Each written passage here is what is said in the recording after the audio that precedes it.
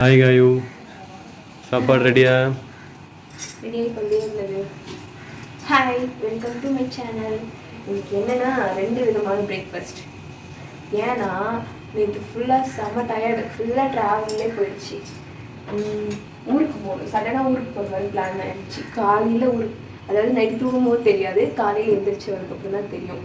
அதனால போயிட்டு திரும்ப உடனே ஒரு 1/4 மணி நேரத்துல திரும்பவும் கிளம்பி ஊருக்கு வர மாதிரி ஆயிடுச்சு. அதனால செம்ம டயர்டு. நான் தூங்கி எழுந்திரிச்சது 7:30 மணிக்கு.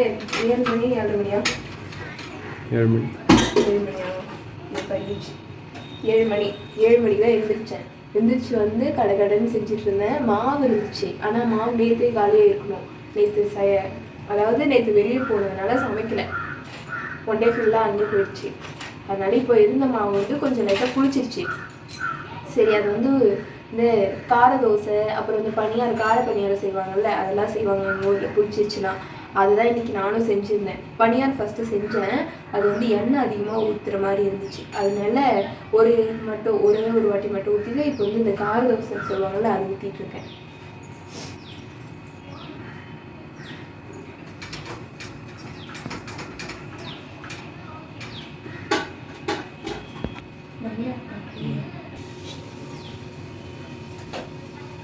ஆக்சுவலாக என்னால் முடியல தான், சுத்தமாக முடியல. ஏன்னா காலையில் எழுந்திரிக்கும் போதே என்னாச்சுன்னா, அது என்ன தெரியல, எனக்கு ஊருக்கு போகணுன்னு தெரிஞ்சா ஆகுதா, இல்லை தெரியறதுனால ஆகுதா, இல்லை போகிறோன்றதுனால முன்னாடியே ஆகுதான்னு எனக்கு தெரியவே இல்லை.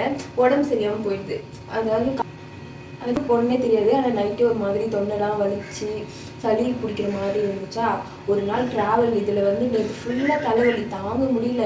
நானும் என்னென்னமோ சாப்பிட்டு பார்க்குறேன். நான் பாலே குடிக்க மாட்டேன், அதுவும் இல்லாமல் எனக்கு குடிக்கவும் கூடாது பிசிஓடிக்கு.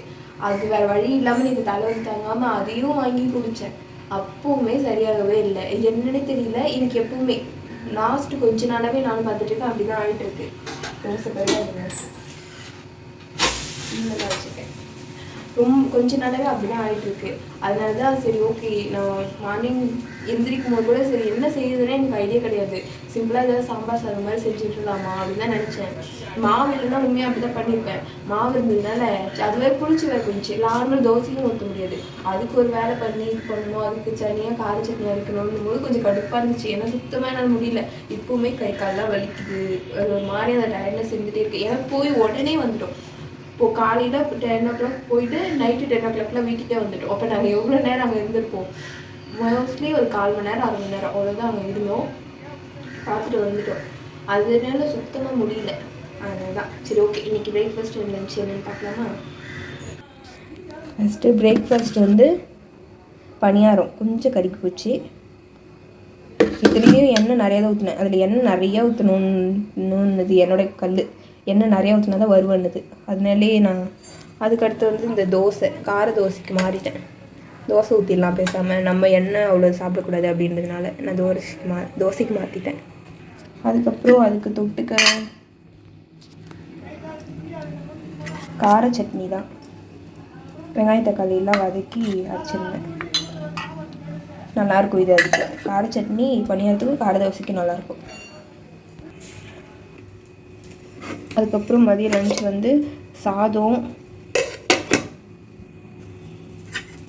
இது வந்து அப்படியே சாம்பார் வைக்கலாம்னு நினச்சேன், முருங்கைக்காய்.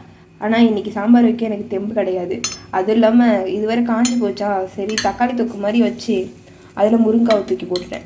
இது என்ன டேஸ்ட்டில் இருக்குன்னே தெரியல. முருங்கைக்காய் காஞ்சி போன மாதிரி இருந்தனால குழம்போட டேஸ்ட்டே ஒரு மாதிரி தான் இருக்குது. பட் நல்லா தான் இருக்குது. அந்த பேர் என்ன, தக்காளி தொக்கு டேஸ்ட் கொஞ்சம் வரதுனால. எனக்கு முருங்கைக்காய் காரக்குழம்பு ரொம்ப பிடிக்கும், எங்கள் அம்மா வச்சாங்கன்னா. அதனால தான் நான் பண்ணேன். ஆனால் இந்த முருங்கைக்காய் சரியில்லையானு தெரியல, டேஸ்ட் நல்லாவே இல்லை.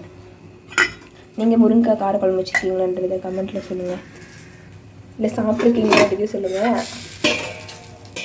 அதுக்கப்புறமேட்டுக்கா இதுக்கு நான் எதுவுமே போடல, மல்லாட்டியும் போடல, தேங்காவும் போடல.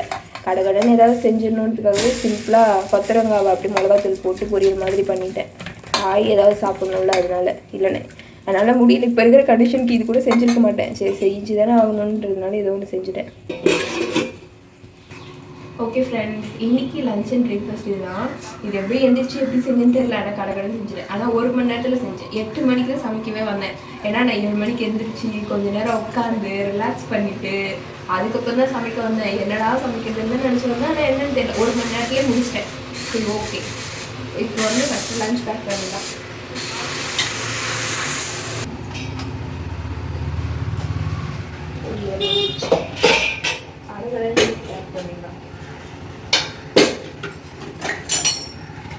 இன்னும் துணிலாம் வேற இருக்கு. நான் போய் தூங்கணும் போல இருக்கு எனக்கு. இப்போ எப்படி தூங்குறதுலாம் தெரியல, துணிலாம் இருக்கு வேற.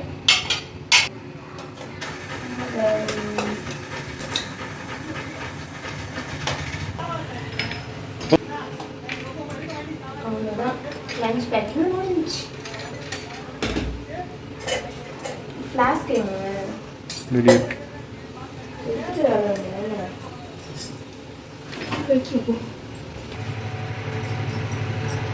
லஞ்ச் பேக்கிங் முடிஞ்சிச்சு, எடுத்து வச்சுருவேன். எனக்கு காலையிலே இருந்துச்சு சமைக்க வேணாம்னு, எனக்கு சந்தோஷமாக தான் இருந்துச்சு. ஆனால் போயிட்டு வந்தோம் ஒரு 1 hour இந்த வேலையை முடிச்சிருப்பேன். இதுக்காக ரொம்ப சந்தோஷப்படுற மாதிரி இருந்துச்சு.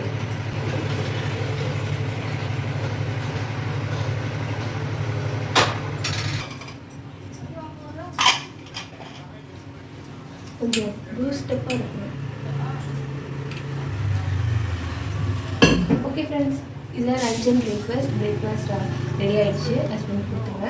நீங்கள் என்ன லஞ்ச் அண்ட் பிரேக்ஃபாஸ்ட் செஞ்சீங்க கமெண்ட்டில் சொல்லுங்கள். என்னோட வீடியோ உங்களுக்கு பிடிச்சிருந்தா லைக் பண்ணுங்கள், ஷேர் பண்ணுங்கள், சப்ஸ்கிரைப் பண்ணிக்கோங்க. கரெக்டாக எடுத்து பார்க்கலாம்.